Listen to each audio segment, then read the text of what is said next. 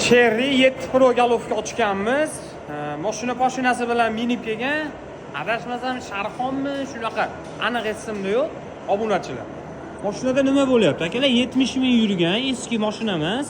Bunda ham xalastoy xodda, svetoforlarga kelib to'xtaganda tixotda mashina qaltirash bor. Sariq svetlar yonib olgan tabloda. Men momda varsha ko'p.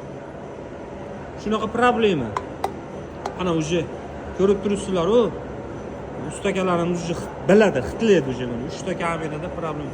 Mashina xalastoy xodda turganda qaltirash bor, balatabarodda ketaveradi. Xalastoy xodda, neytralkada, D'da, R'da hammasida qaltirab chiqetaman. Направляш qoqamiz. Tayyorlab mana направляшlarimiz ham chiqdi hozir stanoydan. Tayyor bo'lib, xudo xolasa birga bir. Go'zal holatda qilib, xudo xolasa yurgizamiz. Kuzatishda davom etib tursanglar bo'ldi sizlar.